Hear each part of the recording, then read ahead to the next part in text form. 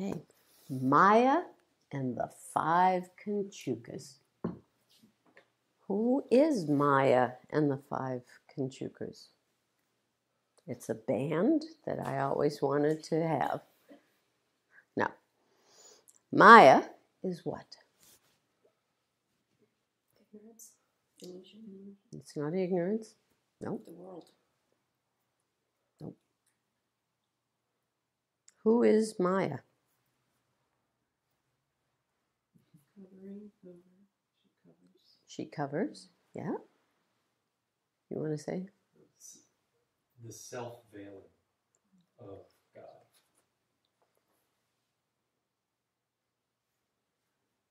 In order to play hide and seek, God has to hide. Right? So she's the blanket that covers. When you pretend you're hiding in the living room when you're a little kid and nobody can see you. Right? Not even you. You can't see yourself anymore. You're invisible. You're not you. Who are the Kanchukas?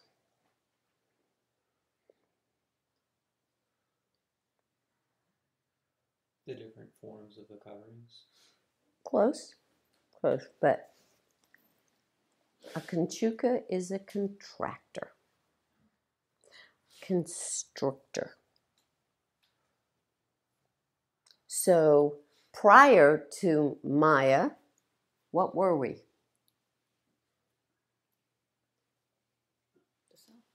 The self, God, unlimited. Unlimited. So if we look at the whole, it's Shiva, I am, and then all of a sudden somewhere in that point, I am that, and then Maya comes in. And Maya cloaks, and then the five Kanchukas. And they convert Shiva to Jiva. They convert God into the individual. That's what they do. So, Kala shrinks universal authorship, limits agency. So from being all, we're now this little individual. We're shrunken into from universal to an individual. Vidya shrinks universal awareness and limits knowledge.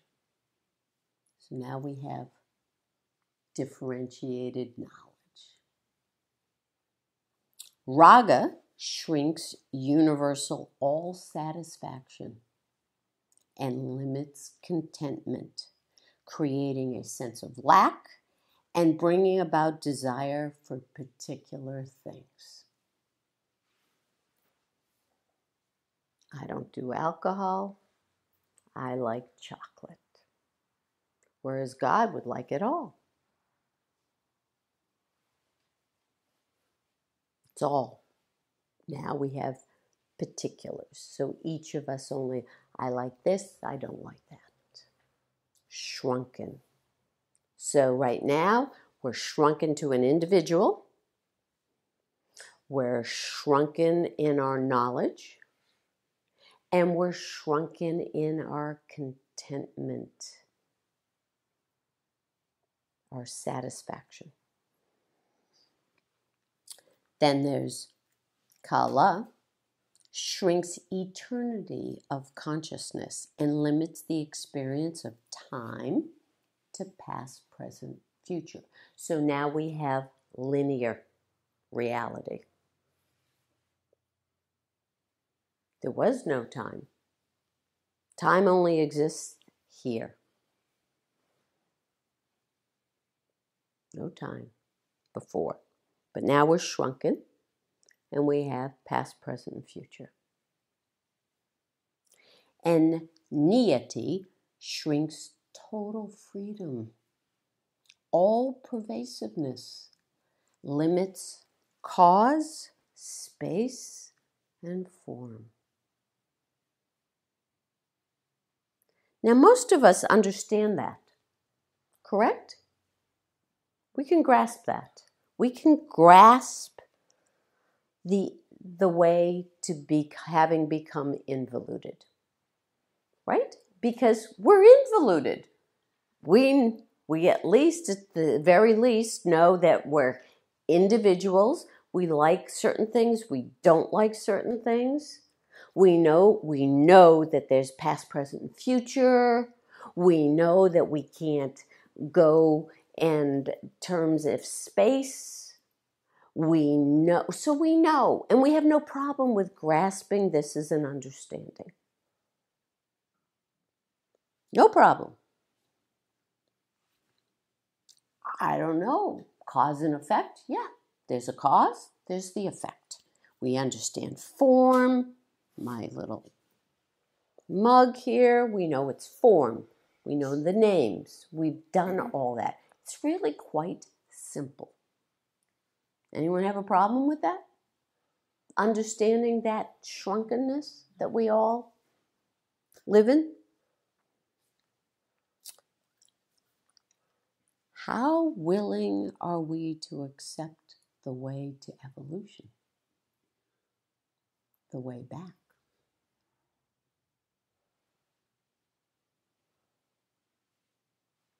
To not being shrunken anymore. Because that's what we're doing here.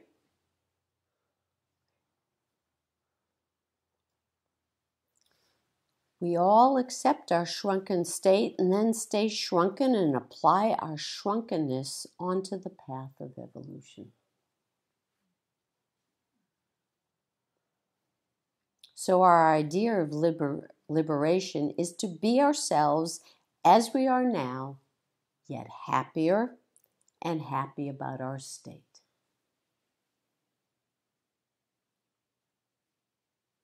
Remaining shrunken? And is our idea of liberation shrunken? It's all shrunken. With this understanding, we cannot grasp or accept the experiences that are on the path of evolution. As we let go of our shrunkenness and expand, the experiences we have cause us to have culture shock.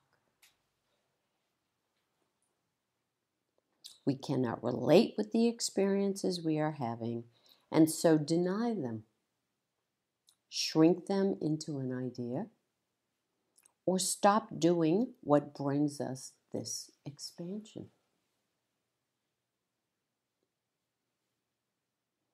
When we have culture shock, there tends to be, has anyone ever had culture shock?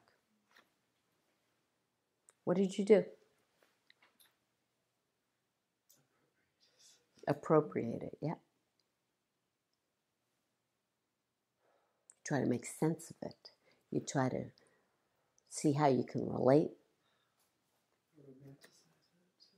Something. So when we have culture shock, there tends to be a disorienting, right? Very much a disorienting, that we work to resolve by making sense, by relating to what we do know.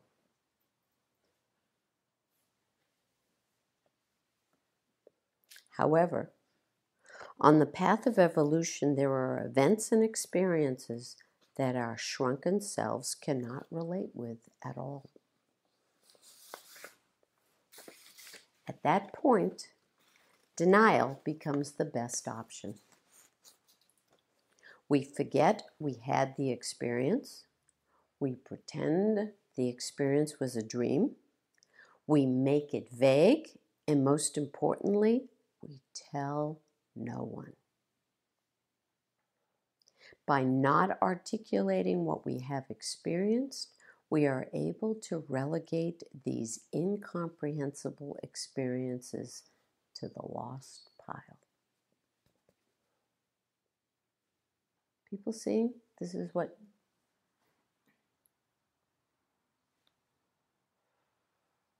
So how many people in here have experiences that cause them culture shock.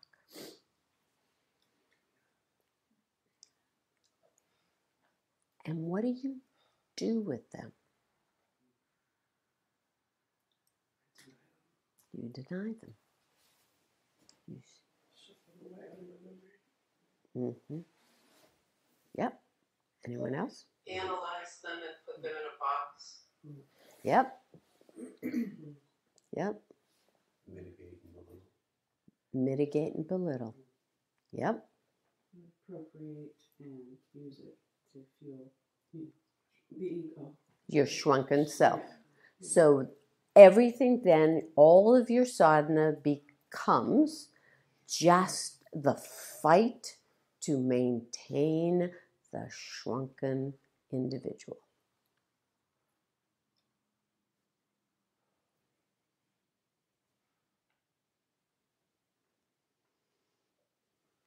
We appropriate our sadhana into something we can handle. Our ability to shrink our knowledge is encoded in our condition. You see that? We're shrunken. It's encoded to shrink. We're not encoded to expand. We're encoded to keep things shrunken. We concretize in order to make sense and believe we have grasped fully, which is actually we have grasped shallowly. We have in fact remained shallow, shrunken, and unfortunately stupid. The Kanchukas are in place, functioning perfectly, and we have no consciousness of this. We are the Pashu, the beast, with the Pasha, the noose, tightly constricting us perfectly.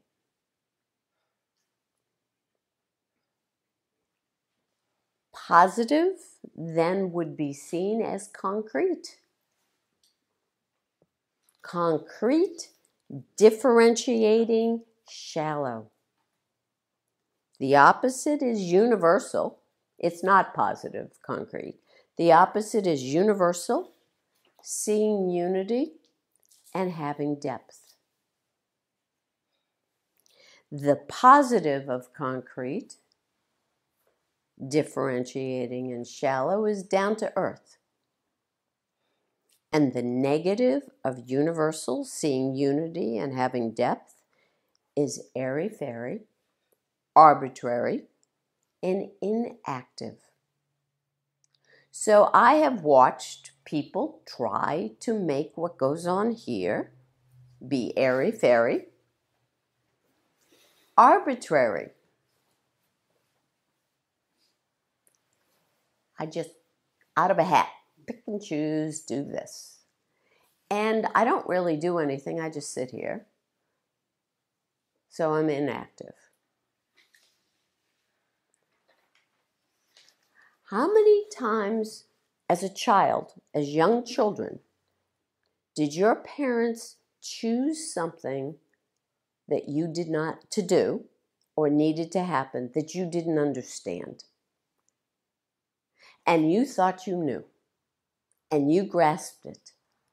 And it was only later on that you realized they had a series of information and knowledge that you did not have, you did not know, and you go, oh, that's why they did it.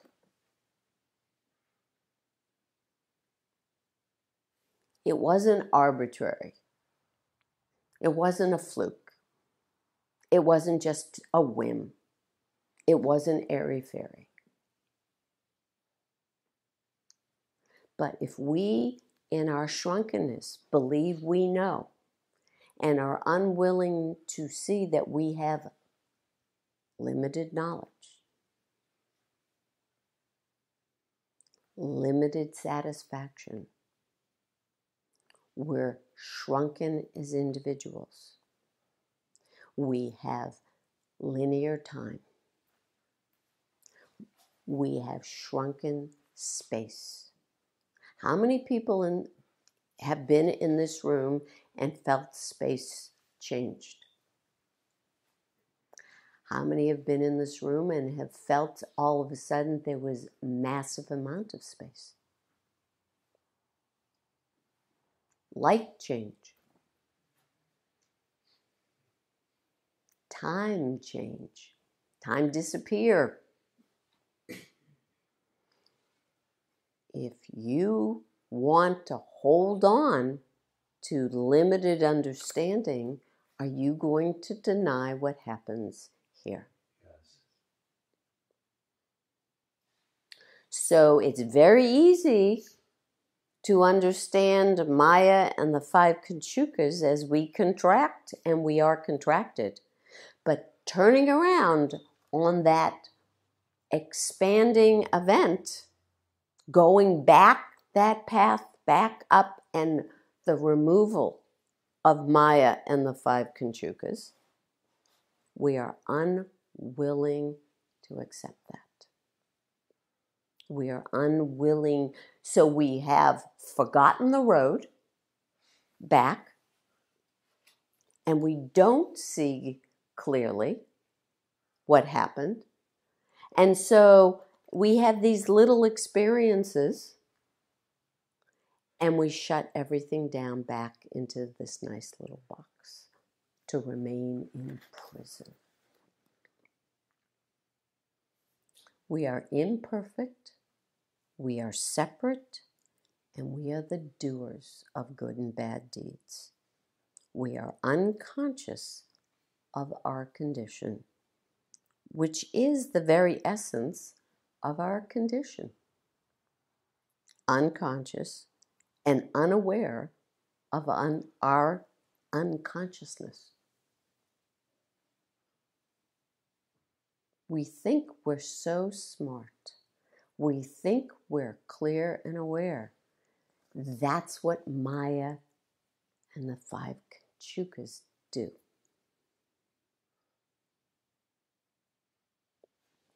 In order to break out of this prison, to untie the noose, we first have to become aware of our limited condition, our limitedness, our shrunkenness, and accept it. Maya and the five Kanchukas have done their best. I am limited. I am shrunken. I like this thing. I can't see the whole. I can't see the universal. I cannot see the unity. I cannot see. I am totally lost in beta differentiation. I don't even see beta, abeta, the unity in the diversity. Pure differentiation. I am judging. I am clear that I know the facts. I am appropriating. I am shrinking. But we have to accept that that's what we do.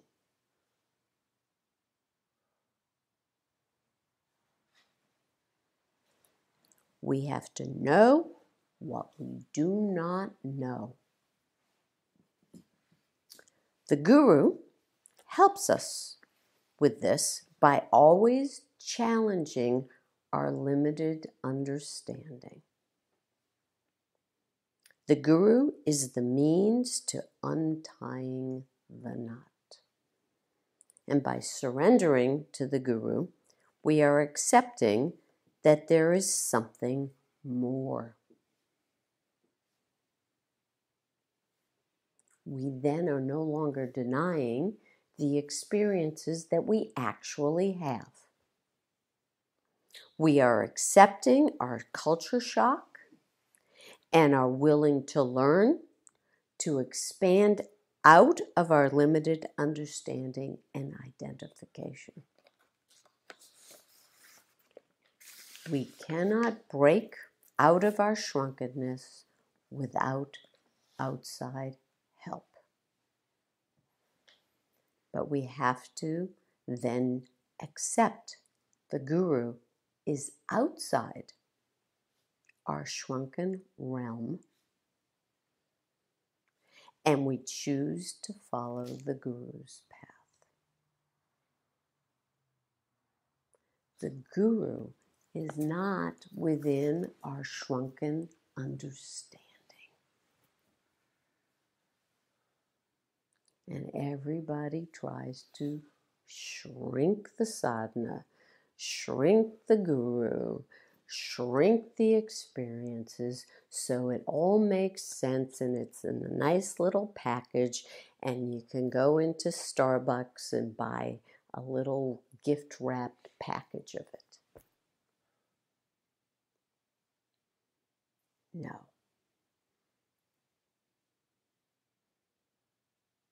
So, I want to hear from you.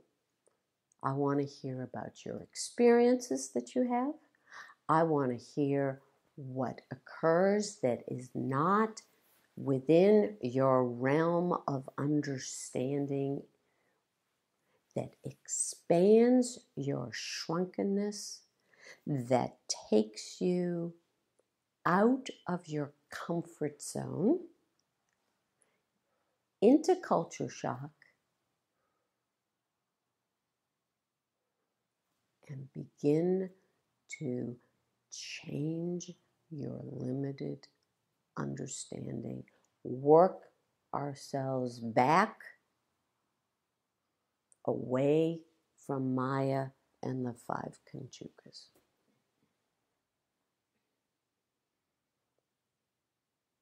My most recent experience Monday night here, I had expansion, and I was trying at the beginning to hold on to my mind and the way things were, and then I just was open, and I accepted the Shakti, accepted the experience, and it was peaceful, and I was happy, and I felt secure and safe, and I don't feel those things ever outside of your presence and practicing, and I try to wrap my mind around it, and I can't. You can't. You're not supposed to wrap your mind around it. It's not supposed to be wrapped around. That's the noose.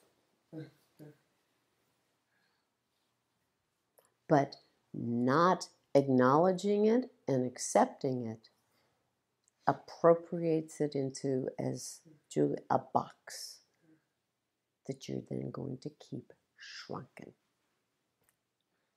And you never get to be you. For me, it's love and the openness that comes with it, and being human and caring for myself and other people. It's the openness of experiencing love, which is completely foreign to me, but now I'm accepting it. Mm-hmm. Good. Nancy? My experience when my friend Sylvia died, that was an incredible gift. And when I came back, it became concrete. I put it on the shelf, and it was compartmentalized it to my sister. And I'm just beginning now. I see what a gift that was, and I just. So, what kind of experiences do you have in meditation here?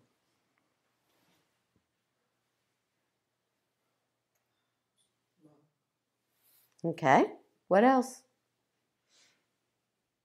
A lot of times stuff that I need to work on comes up. What else? Are you willing to say that you see lights? Answer was? No. Do you see lights? Yes. Oh, you see lights. Are you in culture shock? Because, yes. What color lights do you see? Blue. Blue. Blue lights. Does anyone else see blue light? Oh, so there's a whole community of culture shock, blue light, Yeah. culture shock. Sometimes it's in the air too. Little Right. Dots of blue. Blue. Yep. With eyes open. Mm-hmm. Yep. Yep. Yep.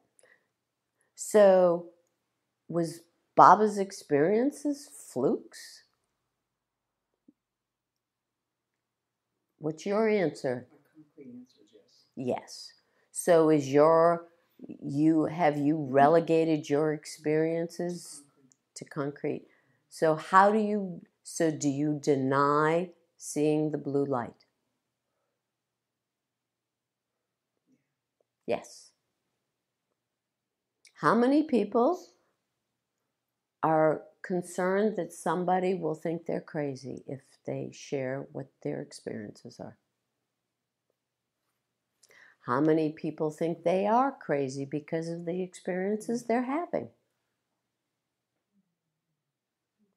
Think you're crazy? Weird, harsh, and scary? If other people have those experiences and you read in scripture that they're normal, do you still think you're crazy? There's some yeses in here. So that then you're going to desperately want to keep shrinking everything. You want to keep Maya and the 5 Kanchukas. And you want to make sure the limited knowledge, vidya, is in place. So the experiences of seeing lights, colors, sound. How many people have sounds? Do you want to make that, are those crazy? Are you crazy because you have sound? There are some yeses in here. Culture shock? Culture shock? What do you do with it? Deny? Forget. Forget. Forget. So why do you come? Why would you come? Because I'm telling you, the whole purpose of the guru is to challenge that limitedness.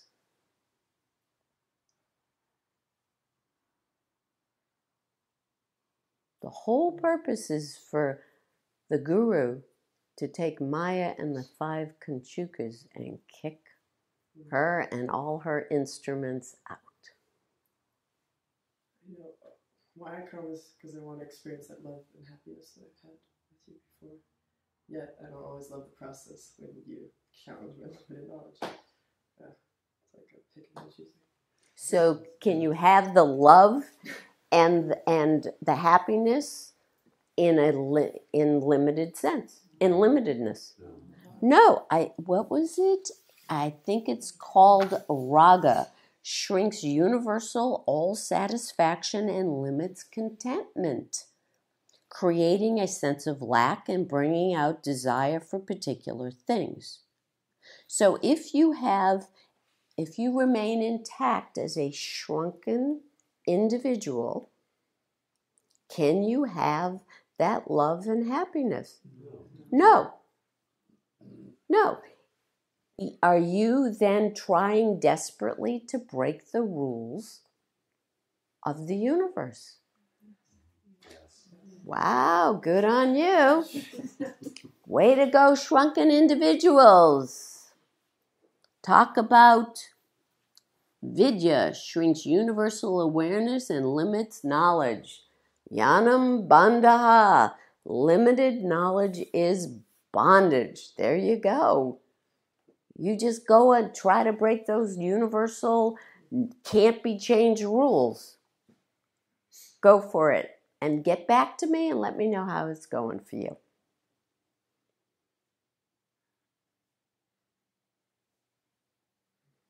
You can't. You can't.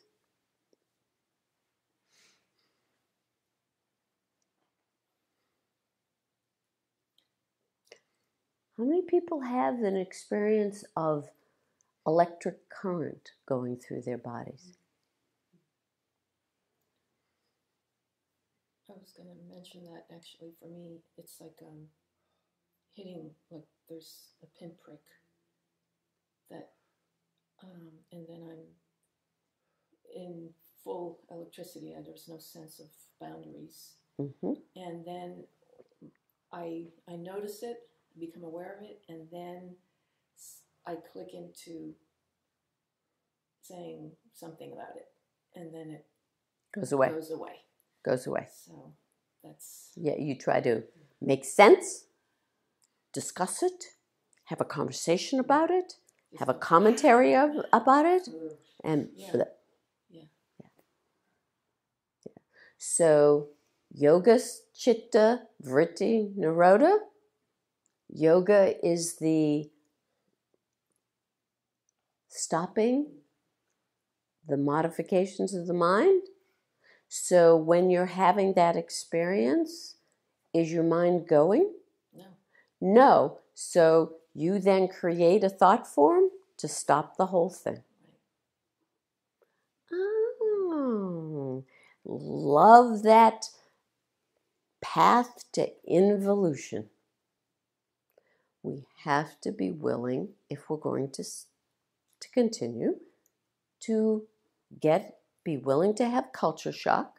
We be willing to know what we do not know, and be willing to experience the path to evolution, to liberation, and stop identifying the liberation according to our shrunken consciousness. At the moment that that thought is starting to come, or having the experience, what exactly do we do right then to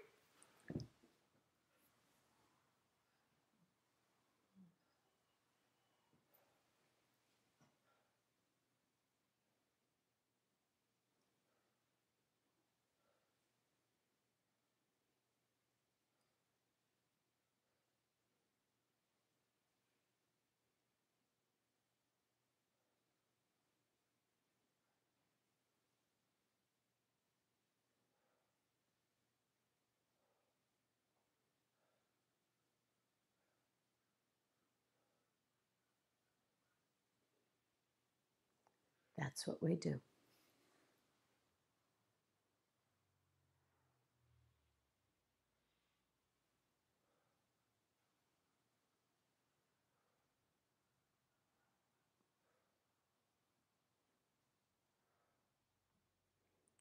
Trying to put it all to keep it together, Nancy?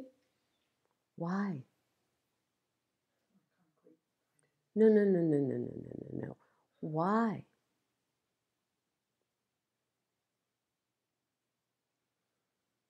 It's a real simple word. Control. So, the control of the shrunken self is what brings the world to where it is today. The control by the shrunken self. Oh my God. How sad, how sad, how sad. That's the real crazy. Yeah. And this is what we've got.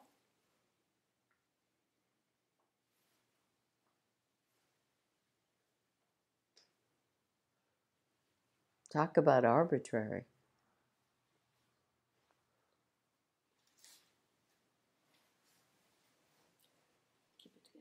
Keep it together, keep it together, keep it together, keep it together, keep it together. Though I know that my head's going to explode in that. Yes. Reference? Bowfinger. Thank you.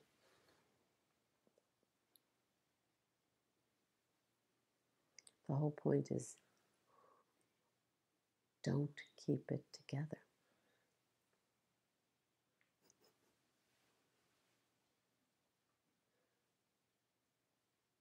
Let it go. in safe environments, let it go. So the whole thing of creating an environment where you know you're safe and let it go.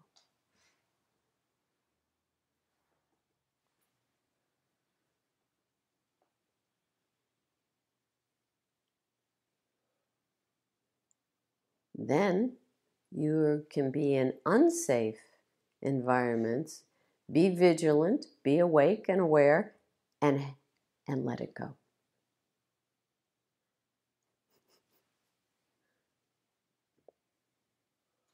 Can you explain the let it go?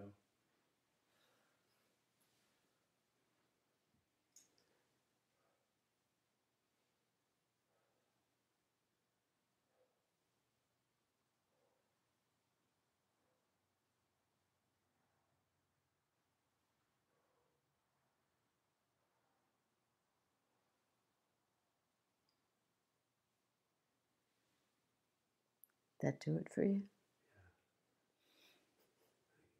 Mm-hmm.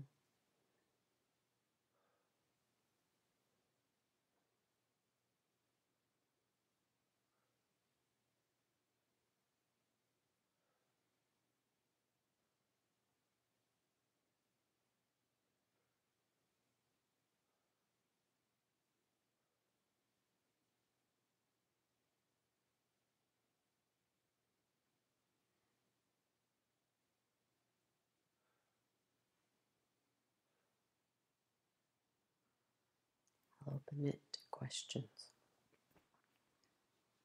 Just thinking about, being in not such a safe environment and still being able to let it go.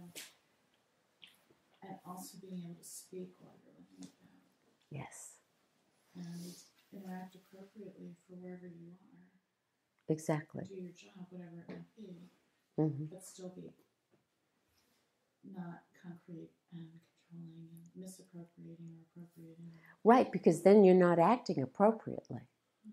The letting it go and being able to speak, to be able to speak and have it completely let go.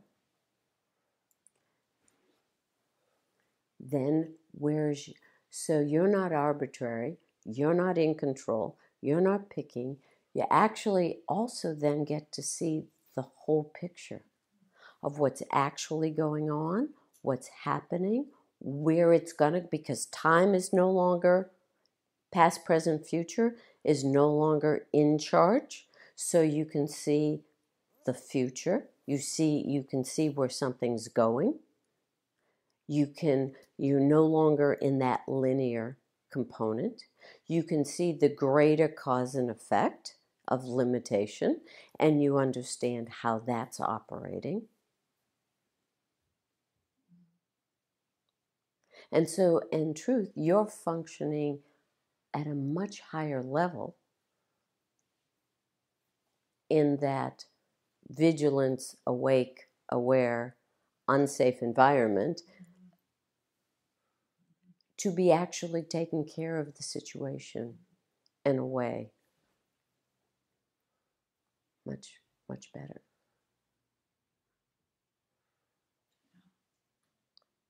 So, to that, I'm going to say, I am concerned. I'm letting you know. And I felt it all night. So, we'll talk. But, yeah. Incapable is not always maintained.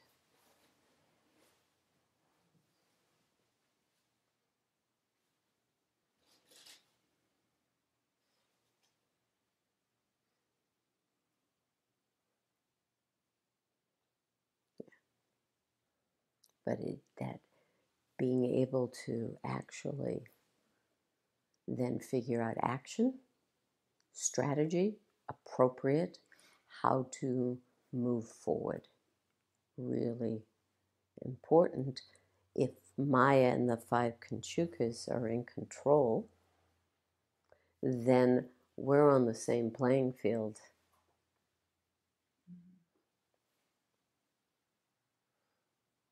If we have in fact let go,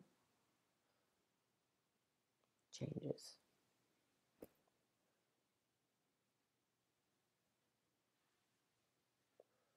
We have an edge to the functioning. Does that make things manipulated? Are you then a manipulator? No. Yes. Yeah, you have a yes. So are experts allowed in your world? Not at all. No hierarchy of better than or experts. Yeah, she has the same thing. Yeah, no experts. Yeah. So then you can't learn, and you're not going to expand. You're going to remain, and your limitedness is the same as everybody else's limitedness. Yeah, which is then why the projecting to try to make that shrunkeness. The conflict, yeah. So not accepting culture shock.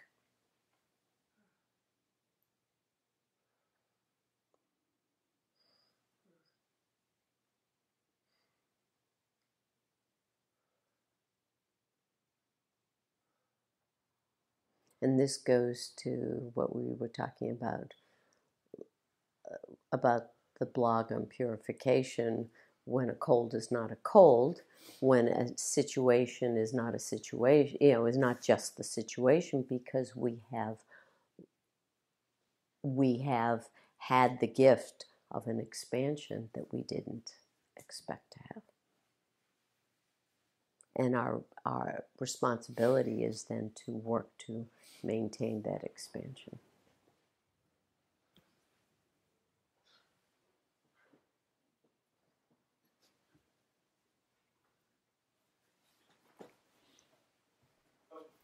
Yeah. We could say that the guru is a stranger, and either we welcome the stranger or we reject it. Yes. Because our shrunken understanding cannot understand the guru in truth, so the guru is, in a way, a stranger. It's a good way to put it. If we make the guru familiar, we've concretized the guru, we've appropriated, and we've shrunken into our shrunkenness. So the guru in the physical form has a physical body. Physical body. Now, does this physical body tend to be human? Interesting. Interesting. 2 hands? Yeah. Yeah. 2 arms? Yeah. 2 legs? Mm-hmm. Oh, 1 nose? Mm-hmm. 2 eyes? 2 ears? Teeth? Yeah. Yeah. So they look just like us? Just like us? So we can shrink them to being just one of us?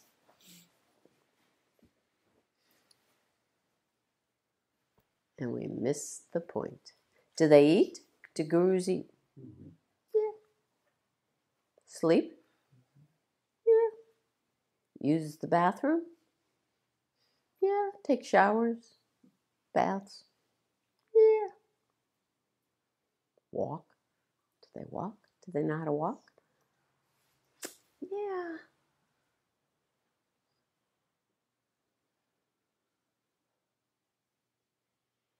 So we then appropriate that they are just like us.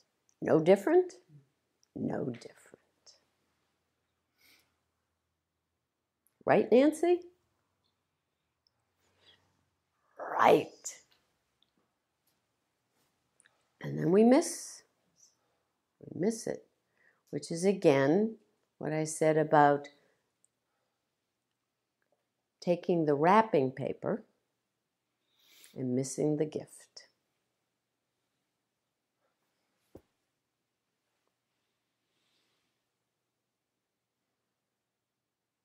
I remember when I started to, surrender more.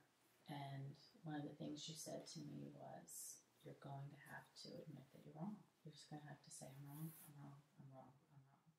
That you were right, I was wrong. And it wasn't really at that point important to understand why, just I needed to do it. Mm-hmm. And that was a big part of the shift for me, was being able to say, I'm wrong, you're right, you know better, and go with what you said, no matter whether it made sense or not. Try to make it make sense, just do it. Mm-hmm. And then seeing those results, which always worked out on my behalf, my best interest. Mm-hmm. And when you did it your way, did it work out for you? Disaster always. I mean, I might get lucky once in a blue moon, but no, it didn't work out for me at all. I was miserable. So were you looking out for you? No. So was the guru looking out for you? Totally, Yes. 100%. Yes. And over time of just doing that, I saw that and felt that more and more. And then accepted it. Yes. Yeah. So to that, did you do the other day what the guru had said to do? Yeah. Did it work? It worked. It worked. Did it work magnificently? Would you have done that? Never, ever. How many times has that occurred? A zillion. And do you want to accept it? No. Because there is no difference, right? Just shrunken individuals. Shrunken individuals? No. So why did it work? Because there was love behind it. It was off the grid. Are you guessing? Do you know why it worked? Do you know why it worked? I don't. You don't. Do you have culture shock every time it works? Yes. So then do you proceed to deny that it occurred? Yes. Yes. And then do you deny what actually happened? So that this person actually told you to do this, and you did this, and it worked. Do you remember sequence of events? So you don't even remember the actual linear time events? No.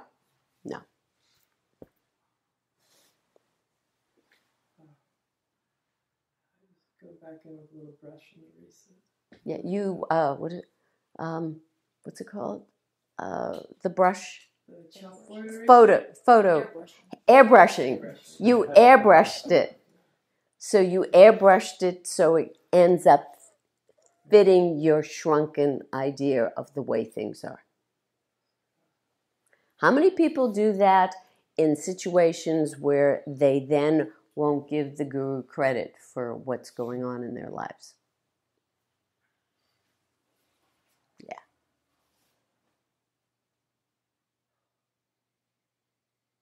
So how do you resolve that? Just curious.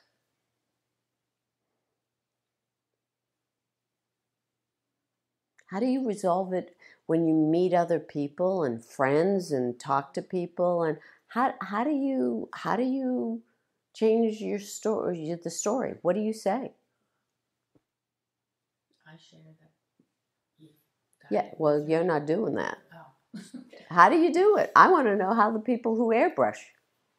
I compartmentalize, and then since it's normally related to my dad and sister when I'm most airbrushing, your help, I think, but maybe it's more. Okay, excuse me. With my dad and sister, I can't answer this. think I leave you out. That's exactly right. I'm thinking of one example of buying a house, and I think of my having told the story, and I think I leave you out. Yep. And I didn't realize.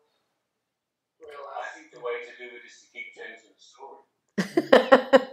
You keep changing the story, but do you change the story and tell the same person the different story? Did they ever catch you on it? Or do you tell different people different stories? I think the leaving out, it's like, is main part of that. Why? Why do you leave that part out? I want credit. Is that it? No, that isn't it. Why do you leave the guru out? I think that I'm the doer. Are you the doer? Do you think you're the doer? Your answer is no. So, yeah. I think when I've done that, it's because it doesn't fit. I can't make it fit. I can't make sense of it. And therefore, to try to relate it, to tell the story to other people. So you're in culture shock, what we were talking about. Yeah, if something doesn't make sense, you Doesn't. push it away. You push it away. And then I feel that I'm going to be perceived as a lunatic. Right. Try to manage perception. Because if it doesn't make sense to me, it's certainly not going to make sense to somebody else. Okay, so I'm going to end this class with a story that many of you have heard. And you know that a former, I never met him, but ex-father-in-law had been president of Skull and Bones. And in that Skull and Bones group was Doc Howe, who was Secretary of Education under Johnson, McGeorge Bundy, Brightest Bay of Pigs. He was National Security Advisor for Kennedy.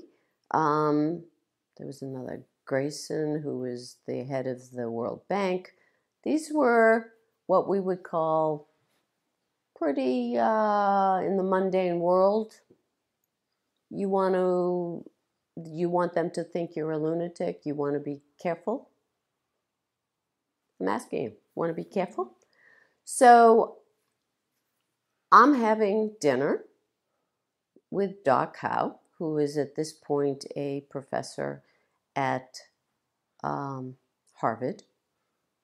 And this is prior to going to India. And we started a conversation.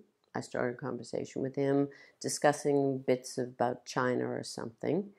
And then Baba came into the conversation. And I said, I had always wanted and was looking for the bottom line of life. That's what I wanted more than anything. And I met Baba. I came across Baba. And from him, I had that experience that cannot be denied. He gave it to me, and I absolutely want to continue and follow him to fully have it. He had no problem with that. Would you have said that? No. Would you have? No. No. No. He had absolutely no problem with that. Why?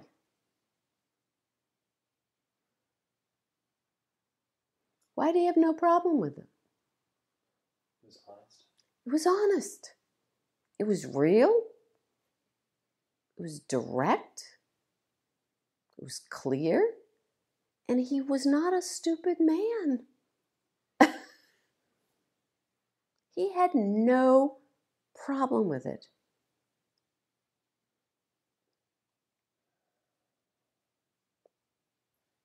And we continued talking for the evening. He didn't then relegate me into as a lunatic. He didn't put me in the hippie freak place. Not at all.